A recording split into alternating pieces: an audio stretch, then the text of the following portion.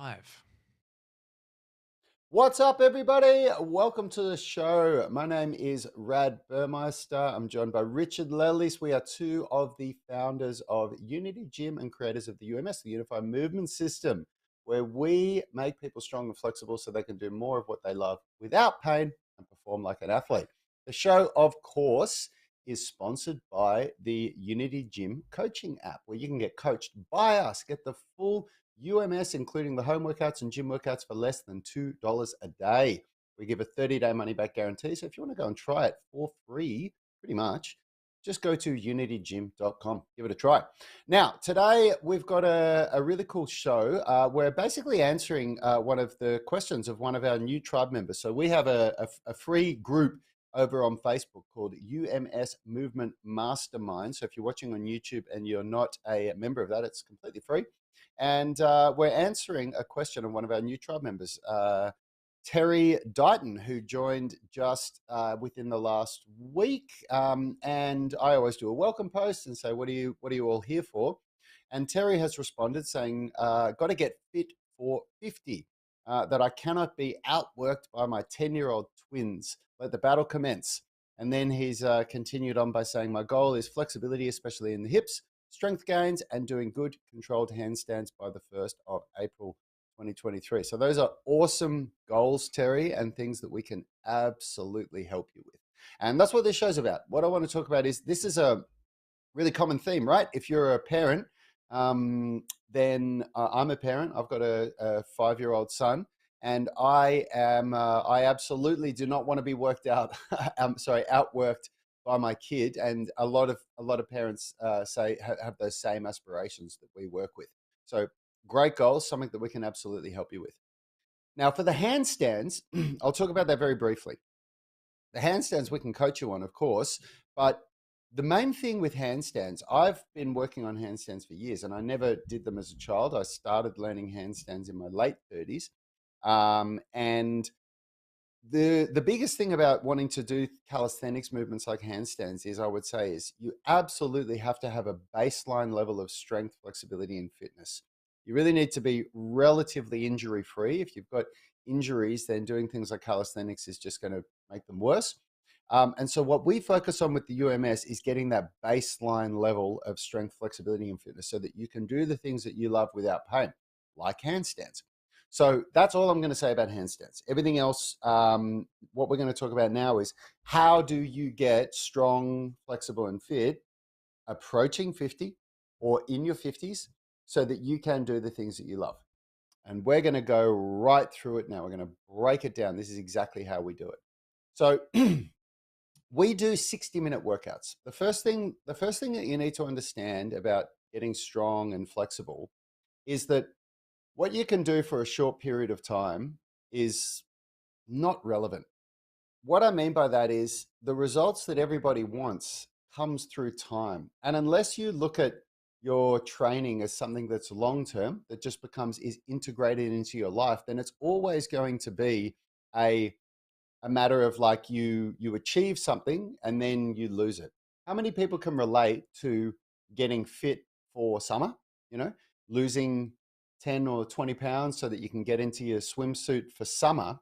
And then as soon as winter comes around, before you know it, you just put those pounds back on, and you're just going through this endless loop, where every time the sun comes out, you're trying to lose weight again. I mean, the fitness industry is funded by people that go through that. We used to have people come to Unity Gym all the time who were talking about, that they just want to get in shape for this wedding, or they just want to get in shape for that, event, or whatever it is. And the first thing that I want to say is that, unless you approach your training in a way that it can be sustainable and long term, then that's what's going to be happening for you. It's just going to be you're going to achieve a small goal, and then you'll lose it again, and then you'll be back to the start, trying to get back to where you were again. So that's the first thing. So then, if you understand that concept, if we've addressed that training needs to be long term, it needs to be something that you approach, can I do this for the rest of my life? So then, once you've made that acknowledgement, training has to be integrated into your daily life. It has to be something that you can do, continuously. And the way that we do that is with 1 hour workouts. What I've found is that for the average person, if you plan on doing too much, it just never lasts. If your plan is that you're going to do this in the morning and this in the evening, or you're going to train for, 2 hours a day or whatever, it doesn't really last. So what we're going to do is I'm going to explain to you now how we do 60-minute workouts that take care of strength, flexibility, and fitness. So you do it all in 60 minutes, okay? So Richie, if you want to bring it up. So the way we start is we do a 10-minute warm-up. So if your warm-up takes longer than 10 minutes, so Richie, just leave it here for a sec, so it's a little bit of the cardio, yeah? So if your warm-up takes more than 10 minutes, then you're wasting time in your workout. So a good warm-up is going to start with 60 seconds of high-intensity cardio. So you can see me there I'm just doing the exercises that we do at Unity Gym. So you can do, that was horizontal running I was doing before. I'm doing burpees now, but anything that really gets the heart rate up. You could go on a spin bike, you could go on a rowing machine, you could do some shuttle runs, some hill sprints, whatever you want, as long as it gets the heart rate up. Okay, because elevated heart rate means increased circulation. It just prepares the body. It gets the blood in the extremities, everything. Now we do a little bit of spine mobility. So this is mobility. It's not stretching. So I'm taking my joints through full range of motion here. So I'm just circling my neck, just getting everything ready. We basically want to get a little bit of movement in all the joints of the body. So now I'm doing my whole spine. So first it was my neck, now it's my whole spine. So from my hips right up to my head, I'm circling around, and we do a little bit of spine mobility like this. Then we move into workout specific body positioning drills. So Richie, if you want to skip to the 2-minute mark. So now I'm doing, yeah, that's fine. So now we're doing wrist mobility. So because this is an upper body workout that I'm doing here, so that was wrist mobility that I was just doing, and now I'm doing wrist positioning drills. So I'm basically doing muscle activation drills. So this is not stretching. It's not flexibility. What I'm doing is activating the muscles and priming my central nervous system for the workout to come. I'm basically telling my central nervous system, I'm about to do an upper body workout. I want these muscles. I want everything switched on. I want to be ready for strength training. Okay. And then, so we do wrists and elbows here, and then we move into shoulders. Okay. Because this is an upper body workout. So we move into some shoulder positioning. This is just some limbering up, so warming up of the body. Then we always do core. We always do a little bit of core activation. So for the anterior, which is the front, the lateral, which is the side, and the posterior here. So core activation, and then a little bit of hanging at the end. Hanging is just incredible for mobility, for flexibility, everything. And then we do a little bit of gymnastics rings, body positioning as well at the end of the upper body workout. So keep playing here, Richie, so you show the RTO hold. So this RTO hold, this is a really excellent exercise. What it does here is it switches on the rotator cuff muscles, the stabilizers, the scapular stabilizers, and it just prepares those shoulders for the work that's about to come. Then we move into the workout. So we've skipped through a 10-minute warm up, okay? And then we go into the primary workout. So the primary workout always has a warm-up round. Now, a warm-up round is where you can see we have 6 minutes in this workout. So in this workout, we're doing bench press and bent over row. So that's the agonist and antagonist. So there's always opposing muscle groups. In every workout, you must do opposing muscle groups if you want to be efficient, okay? If you want to be efficient. So that means that if I do 10 reps of bench press, I do 10 reps of bent over row in the same round. That way I'm training structural balance within the shoulder joint. And if you don't train structural balance, you're going to get injured. So that's very, very important. And we're being efficient because whilst the muscles that I use for bench pressing for pushing are recovering, then I'm using that time to train the antagonist muscles, so the muscles for pulling.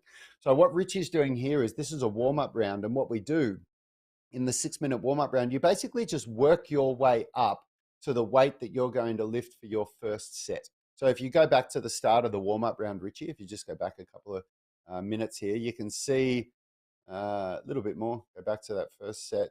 So you can see the first set here, Richie's starting on a light weight, okay? So, and he works his way up. He'll do multiple sets where each set he increases the weight, Okay, and so we go through that for 6 minutes so that he's ready for the first round. So then we go to the first round. And in the first round, so which phase have you got here, Richard? Is this phase 6? Phase 5. Phase 5? Phase 5, yeah. Phase 5. Okay, so this is phase 5 of the UMS.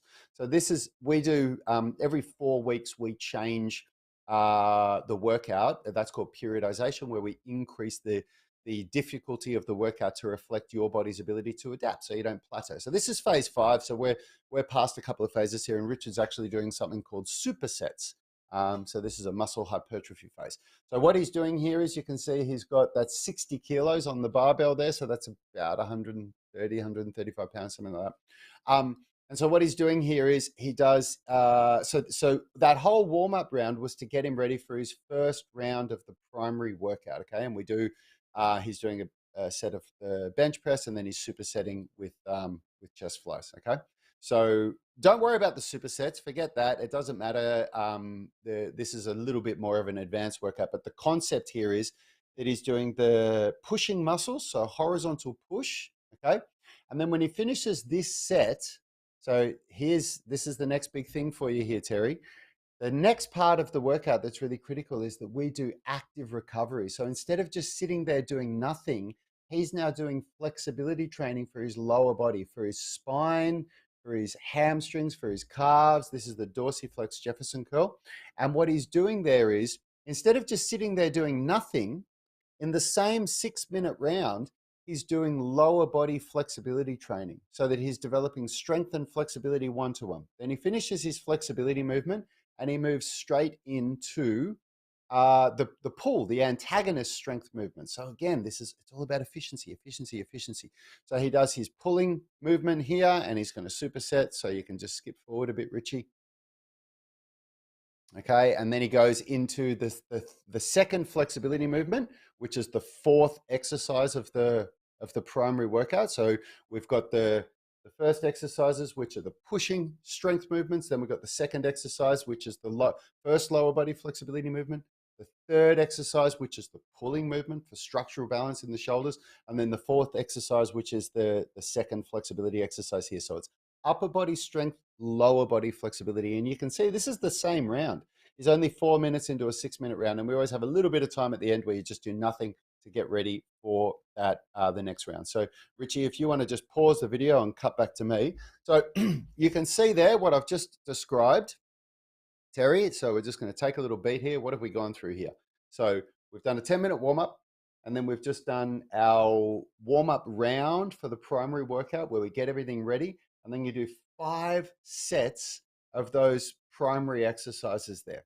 Okay, so you're doing, so that takes, if you were doing a 5-minute round, well, let's talk about this workout. So we're doing 6-minute rounds, and we actually do 4 sets in phase 5. So 6-minute rounds, 4 sets plus a primary, plus a warm-up round. So that's 30 minutes of training. Okay, so 30 minutes. You've got a 10-minute warm-up, then 30 minutes of your primary workout, and you've done proper strength training and flexibility training. And what I mean by that is 4 rounds of that, 4 working rounds, is absolutely enough to get the volume that you need to see real strength gains, real muscle development, and real flexibility gains. So 40 minutes there. Then we move into the supplementary circuit. And the supplementary circuit is always to add volume to the primary movements, meaning get a little bit more volume for a little bit more muscle and strength growth, and also to train the other parts of the body that we need, like core and training the inner unit, things like rotator cuff exercises, scapular stabilizers, things like that. So Richie, if you just, and the way that we do our supplementary circuit, because we've only got 20 minutes left in our 1-hour workout, is we usually do 4 rounds of 4 stations, and each station is 40 seconds of work, 20 seconds rest. So that's enough time for you to do your sets, do your reps, and then have 20 seconds to move to the next station. And the reason why we do a circuit is it gives you enough time to recover before you get back to the first exercise. And what it also does is, when we do lower body workouts, those circuits are high intensity interval training. So that's how we do our cardio.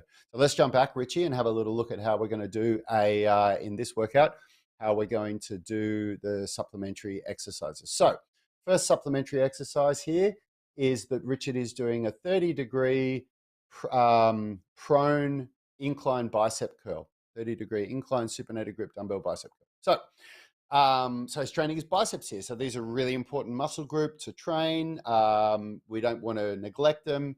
Got to be fitted into the workout somewhere. So that's how we do it here. And now to train structural balance in the arms, of course, we have to do, guess what? A tricep extension. So Richard skipped forward here to hopefully to the right exercise. Yeah, and we're doing a seated French press in this phase. So there's the tricep work. And then if we go forward again, Richie, touch more. We're doing our crunches here. So we're doing some core training. Got to train that core.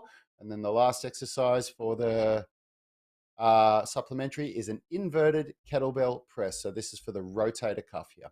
Okay, so this is, we've already done 4 phases of shoulder conditioning. So this isn't the first exercise we would recommend anybody does for rotator cuff or shoulder conditioning, but you can see there, we're training we're adding volume. So we're doing bicep and triceps to add volume and also to train some muscle groups that we haven't specifically targeted in the upper body workout. Then we're doing some core. So we got to do core training through the program. And then we're doing rotator cuff work as well. So shoulder stability work. So this is one workout that we do. We do 5 workouts in a week for the high achievers, but you can do as little as 3. That is a really good example there for you, Terry. You know, the whole purpose of today's show was that, you know, you've said that you're here, you want to get fit for 50, you want to get flexible, strong, all of that. And I wanted to show you the best way to get it done. Because if you're not doing, from our experience, if you're not doing 60-minute workouts, if your workouts are going to take longer than 60 minutes, it's going to become something that becomes too hard. And eventually you start sort of looking for the next thing. And if you keep bouncing from one thing to the other, you just never really achieve the goals that people really want. And you've got ambitious goals. Wanting to be able to do a handstand when you're 50, it's absolutely doable. Absolutely. But you need to make sure that you're preparing your body for it safely so that when you really start getting that work for the handstand in that's required, that you're going to be able to do it without injuring yourself. So Richie, before we finish, you got anything you want to add to that? Because we are out of time. A little highlight to what the UMS is. Yep. Yep. Yeah. And if you want to, you know, have it all done for you so that you don't have to think about it, come and try it. Try the UMS. Um, Peter Rouse on YouTube has said it's not hard to be fitter than kids these days. Yeah, I like the sentiment there. It absolutely, you know, for some people it isn't hard to be fitter than your kids, especially if your kids are couch potatoes. But if we're real, you know, for a lot of people that ain't the case. So if you want to know how we do it with our periodized programming and everything, jump over to unitygym.com, get the UMS app where it's all laid out for you. You can have home workouts that don't involve gym equipment or gym workouts that do. And if you've got any questions, get into the Facebook group. Go over, search Facebook for UMS Movement Mastermind, post a question, and we'll do our best to answer it for you. Or just post a comment on YouTube. Thanks, everyone. Have a wonderful day, and we'll see you tomorrow. Guys.